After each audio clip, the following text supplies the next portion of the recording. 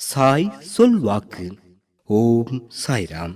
சாதனைகளை அடைய சகா காலமும் உழைக்கலாம் என்று உறுதி கொண்டிருக்கும் என் உன்னத குழந்தையே, ஏதோ ஒன்றில் சாதிக்க நினைத்து முயற்சியில் இறங்கி இருக்கிறாய். இதை தவமாக எடுத்துக்கொண்டு அல்லும் பகலும் உறுதியாக உழை. இதுவே உனக்கு கிடைத்த பெரும் வாய்ப்பாக நினைத்துக்கொள். உன்னுடைய ஒவ்வொரு அசைவிலும் பாபா உன்னோடு இருப்பேன்.